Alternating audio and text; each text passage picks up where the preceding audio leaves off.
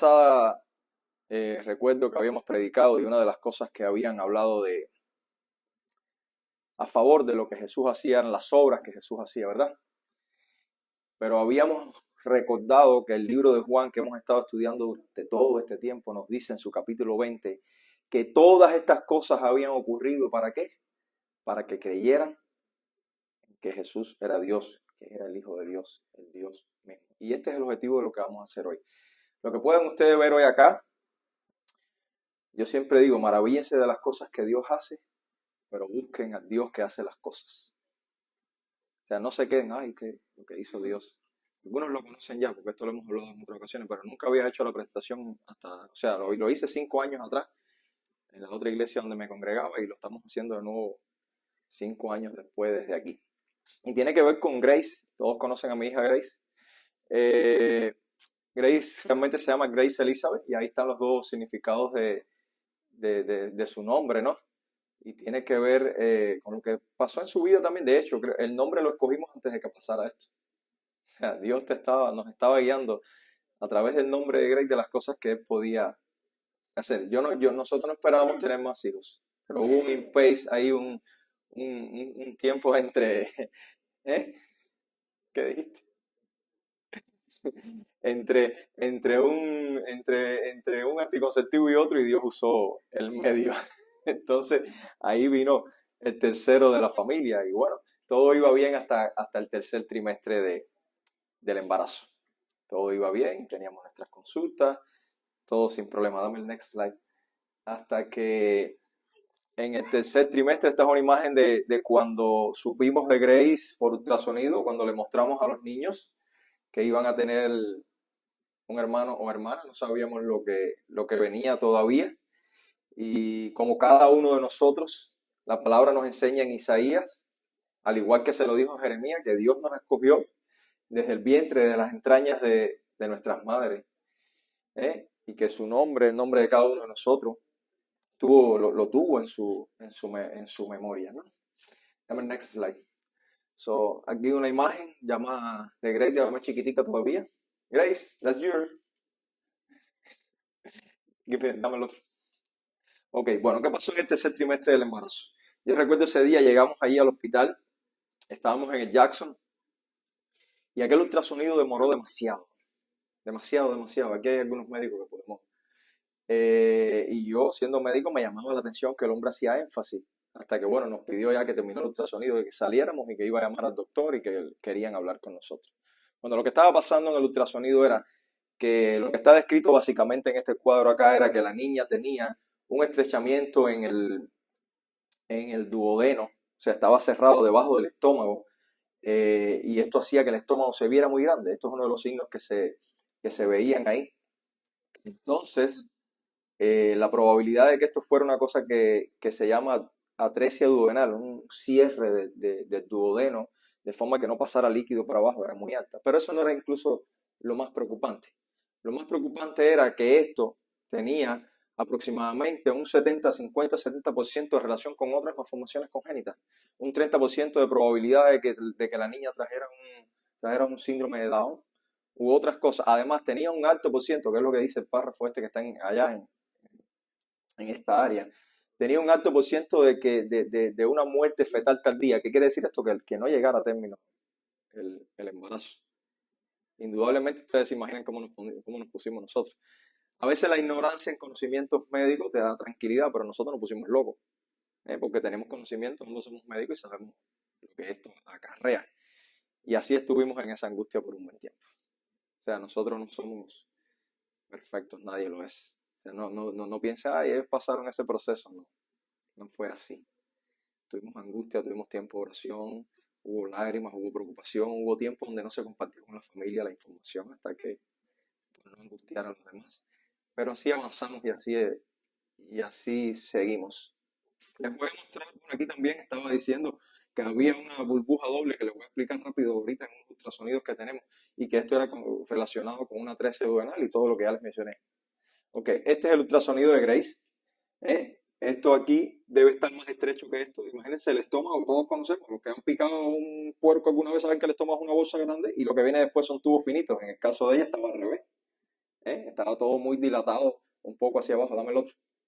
Y yo me puse a hacer mi investigación y encontré estudios de casos con otros casos comparativos. Y por ejemplo, vemos este es el ultrasonido de Grace y este es el ultrasonido de un niño que nació con síndrome de Down. ¿Ven las semejanzas? ¿Ven las semejanzas? No estoy haciendo esto para que conozcan medicina, estoy haciendo esto para que vean que nosotros hicimos el research y que el diagnóstico estaba ahí. ¿eh? Había algo comprobado. Al final voy a hablar de otra cosa, pero había algo comprobado. Dame el otro. Este es otro caso también de otro niño, un poco más representativo, que tenía lo mismo. Ven las dos bolitas arriba en el estómago y el duodeno, una dilatación ahí. Y bueno, nosotros seguimos buscando, next. Seguimos buscando. Nos fuimos a donde una doctora que hacía ultrasonido tridimensional venezolana que nos recomendaron. Y estuvimos allí bastante rato, tremenda atención nos dieron, buscando otras malformaciones faciales. Hasta ese momento no se encontró nada, pero sí se corroboró el diagnóstico. Aquí solamente está la cara, tenemos todas las imágenes tridimensionales que se podían hacer, porque yo no me quedé con aquello. Yo no me quedé, nadie se queda con eso. ¿eh? Next. Entonces, hasta que un día yo recuerdo que la preocupación era tanta que Oli me dijo, mira, nosotros tenemos que aprender o entender, tratar de entender qué es lo que Dios nos quiere enseñar a través de esto. Y que sea lo que vaya a hacer, pero algo Dios va a hacer. Yo creo que desde antes ese se había convertido en el lema de mi familia. Que sea lo que sea mi casa. El original dice yo y mi casa, le pone a mí primero, contrario a lo que nos enseña el español, pero el original dice yo y mi casa serviremos a Jehová. Y nos mantuvimos en oración y así fue. Oli siempre ha tenido una fe más fuerte que la mía. Me dijo, quédate tranquilo, Dios algo nos va a enseñar. Y yo creo que ahí fue donde cambió todo. No creo que Dios haya hecho lo que tenía que hacer ahí, pero ahí fue donde cambió nuestra mente. Ahí fue donde cambió nuestra forma de pensar. Ahí fue donde vino lo que nosotros como cristianos, los que son cristianos, conocemos que es la paz que sobrepasa todo entendimiento. Ahí fue donde nosotros dijimos, entrégale tus cargas al Señor y Dios, Cristo puede con todo. Cristo puede con todo. Y seguimos avanzando con preocupaciones, con noches de insomnio, yo trabajando de noche, Oli embarazada sola en casa con los niños, con noches de oración, de todo, las mismas preocupaciones que tenemos cada día, pero con un cambio y una confianza en el Señor. Fíjense lo que les quiero decir, no es una confianza de que el Señor iba a hacer lo que hizo, porque yo no soy Dios para decir, Dios, haga esto. Sí sabíamos que Dios lo podía hacer, pero una confianza en que Dios se iba a glorificar a pesar de lo que fuera. Y eso es lo que nosotros tenemos que aprender en nuestra vida, que Dios se va a glorificar a pesar de lo que sea, que Dios puede hacer un milagro en tu vida, Dios puede cambiar tu entorno, Dios puede hacer muchas cosas, pero tu confianza es que sea lo que sea, la gloria de Dios se va a manifestar de la forma que venga, que nosotros no la conocemos. Y eso fue lo que nosotros empezamos a vivir después, hasta que llegamos al hospital. Ahí está Oli. Llegamos al hospital, esa noche los niños vieron a Oli y después no vieron más hasta que regresamos a casa, si no recuerdo. Nosotros nos rentamos habitación en el hospital porque el ultrasonido anterior dice que en el salón tenía que estar todos los especialistas disponibles esa noche, por lo que venía. La niña iba a estar meses en terapia intensiva con manguera por todos lados. No voy a hablar términos médicos para que me entiendan. Iba a haber que hacer cirugías importantes y nosotros incluso reservamos una habitación en el Jackson para quedarnos ahí por tiempo indefinido. Y esa fue la noche antes de que llegamos al hospital Next. Llegamos al hospital, como pueden ver, había mucha gente. En un salón de parto generalmente hay 2 o 3 personas.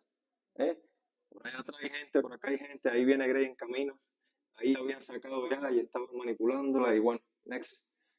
Y ahí estaba Grey ya en los brazos de Oli, pero nosotros no sabíamos nada. La niña de ahí fue a terapia intensiva.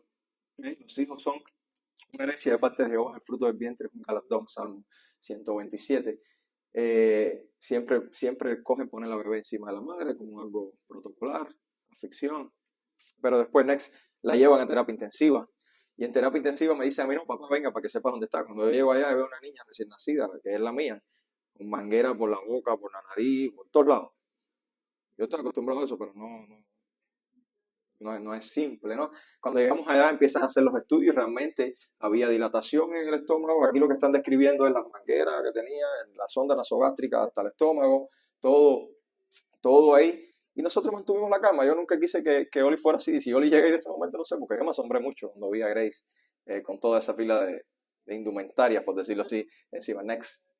Entonces, aquí realmente también estaban diciendo que no había un patrón obstructivo más abajo, pero que había déjame ver cómo lo explico, el meconium, que es las heces del feto dentro del estómago de la niña. O sea, había tragado y entonces que había que hacer estudios pertinentes para saber qué vamos a hacer a corto plazo para tomar una conducta next.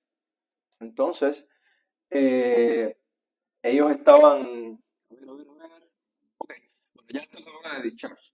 ¿Qué pasa en este intermedio? ¿Qué pasa en este intermedio? El otro día la doctora me dice, no, vamos a hacer un estudio que nos va a ayudar a definir cuál es la conducta quirúrgica, te vamos a sentar con los médicos cirujanos para que te expliquen. Yo me presenté como lo que soy, siempre hago eso porque así nos entendemos mejor y, y veremos qué pasa. Pero hay que hacer el último estudio para definir la conducta que vamos a tomar. Resulta que llega después de ese estudio, llega la doctora y me mira así a los ojos, me dice, mira doctor, yo no sé qué ha pasado. El diagnóstico que nosotros, en este lugar, no estamos acostumbrados a dar diagnósticos así tan, o sea, resultados satisfactorios tan rápido. Pero lo que nosotros teníamos ayer, hoy no lo tenemos. El diagnóstico de la 13 duodenal que tu hija tenía ayer, hoy yo no lo tengo. Se hizo el bario, todo está bien. O sea, no sé qué pasó. Yo la miré a los ojos y le dije, bueno, usted no sabe qué pasó, pero yo sí sé qué pasó. Porque yo conozco un Dios que hace milagros. Un Dios que es, un Cristo que es sobre todo, que hace cosas que el hombre no puede ver, que hace cosas que el hombre no puede explicar, que hace cosas que la ciencia no tiene cómo explicarla. Me recuerdo que ella le dijo, bueno, quítenle todas esas mangueras a esa niña, esperen un rato para que le podamos empezar a dar el pecho de la madre. Y básicamente eso es lo que está diciendo, que este era el diagnóstico inicial. Había una supuesta atresia duodenal que era congénita y que al final dice que no había, ya cuando se fue del hospital, no había evidencia radiográfica de que eso estaba pasando. Que no lo tenía. Entonces, dame el otro slide a ver qué era. Esto es lo mismo, ¿ves? No hay evidencia radiográfica de atresia duodenal y lo que sí había un poquito de reflujo del estómago. Aquí todo el mundo no hace un reflujo. Next. Entonces, lo que sí yo conozco médicos, amigos míos, que me han dicho, bueno, ¿y qué tal si se equivocaron en el diagnóstico? Digo, bueno, ustedes vieron al principio que les mostré estudios, ¿no? Yo me puse a hacer mi research, mi investigación y llegué a la conclusión de que mi hija tenía el diagnóstico, desgraciadamente, no pienso que me estoy alegrando de eso, ¿eh? Pero hay algo que es más importante que eso. Yo le dije, Dios hizo un milagro. Quizás yo no tenga todas las evidencias para demostrarlo, porque cuando es un caso prenatal es difícil de hacerlo. Ahí está la doctora que sabe de pediatría. Pero la paz que sobrepasa todo entendimiento colmó mi familia en todos esos días. Y nos dio la fuerza para seguir al final. Y eso es otro milagro. Ese es el milagro que hace Dios. Que sea lo que sea que tú estés pasando hoy, si tú pones todas tus cargas en Cristo, si tú confías en Cristo, fíjense, en Cristo, no hay más nadie. Lo repito todos los días y como hay un dicho bueno, y no es matraca mía. Lo repito y no es matraca mía. En Cristo no hay santo, no hay virgen, no hay muñeco de piedra, no hay palo, no hay religión, no hay pueblo, no hay nadie a quien tú puedas clamar que te pueda dar la respuesta, sino Cristo. Es el que te va a dar la paz que sobrepasa todo entendimiento y eso fue lo que nosotros experimentamos durante todo ese tiempo y por eso podemos estar hablando de eso hoy. Por eso es que Romanos nos dice eso. Romanos dice eso, yo creo que, de hecho yo ni me he dado cuenta, yo le decía, yo ni me he dado cuenta, yo no revisaba esto hace una pila de tiempo, que ese versículo es uno de los que más yo utilizo cuando salgo a predicar en la calle y le digo a la gente, porque los que aman a Dios, para los que aman a Dios, todo, ¿qué? Es obra para bien, los que son llamados acorde a qué, su voluntad, todo obra para bien, pero hay un concepto, hermanos míos, que es los que aman a Dios. Si no, esto no lo puedes quitar. La palabra aman, no, porque para Dios todas las cosas son para bien. No, para los que aman a Dios, hermanos míos, todo obra para bien. ¿Quiénes aman a Dios? Jesús nos da la respuesta en Juan. ¿Los que siguen qué? Su mandamiento. Los que siguen a los que creen y se han arrepentido. Esos son los que aman a Dios. Next, vamos a entender. Okay. Y bueno, ya después nos fuimos a la casa. Y este es un versículo que ha estado, a los que más están en la casa lo conocen, en el refrigerador de mi casa por años. Uno lo escribió en una pizarrita y ha estado ahí. ¿eh? Y dice que para los hombres es imposible. Por eso la doctora me dice, no sé qué pasó, pero para Dios nada es imposible. Incluso esto, aunque sabemos que ese versículo está en un contexto específico, pero esto que parecía imposible para Dios es muy posible. Aquí me iba yo, todavía tenía menos arrugas en la frente. Me quedé en la foto, ya saliendo del hospital. Y entonces esto fue cuando sus hermanos conocieron a Grace por primera vez, que llegamos a la casita donde vivíamos ese tiempo. No lo habían visto más que por video. Y ahí estábamos nosotros. Next. Por eso es que yo nunca leí esto que está aquí. En el hospital cuando tú llegas, te dan un paquete de cositas en la habitación que teníamos reservada, te dan unas cositas, un bolsito con cosas. Y había una tarjeta que nunca leímos. Nunca leímos. Estábamos tan agitados y tan estresados que nunca leímos. Dentro de ese bolso había una tarjeta que decía esto, querida familia. Yo lo leí después, ya que ya Grey estaba bien, que ya sabíamos que Grey estaba bien. Decía, querida familia, yo sé que ustedes se están sintiendo mal y que están en una mala posición. Yo espero que Dios los ayude. Dice, estaré orando por ustedes. Tu bebé está en las manos de Dios. No se preocupen, estará bien. Cuando yo cogí esto en la mano de Dios, y nosotros nunca leímos esto. Y Dios te está hablando y te está diciendo, nosotros a veces no entendemos, Dios te está hablando y te está diciendo, tú vas a estar bien, a pesar de, tú vas a estar bien. ¿Qué más queremos? La semana pasada terminé la prédica, creo, con una interrogante. ¿Qué más tú quieres para creer? ¿Qué más tú quieres para creer? Ponme el next slide. Y yo cuando hice esta presentación hace 5 años, estaba leyendo un libro que se llama The Case for Miracles, no me acuerdo, de Lee Strobel. Y había unos milagros ahí descomunales. Yo veía las cosas. Y en el libro, Michael Strauss, que es un PhD, es científico, decía, ¿por qué si las personas nunca han visto el ADN? Porque nunca lo han visto. ¿Quién lo ha visto? Nadie lo ha visto. Solo le contamos la historia de lo que nos dicen. ¿Por qué si las personas que nunca han visto el ADN lo creen? Dice él aquí, cuando escucho personas creíbles hablando acerca de algo que solo puede ser explicado sobrenaturalmente, yo no necesito tener la experiencia por mí mismo para creer que ha ocurrido algo sobrenatural. Si yo te lo estoy contando y te estoy dando la evidencia, ¿por qué tú necesitas más y más y más información para creer en las cosas que Cristo hace? Si somos capaces de creer que la tierra es redonda, si somos capaces de creer que el sol se mueve, cosas que la Biblia dice, si somos capaces de creer que existen corrientes de aire, que existe el ADN, que existe todo, ¿por qué te cuesta trabajo creer que Dios puede hacer estas cosas y que lo puede hacer en tu vida? Dios les bendiga.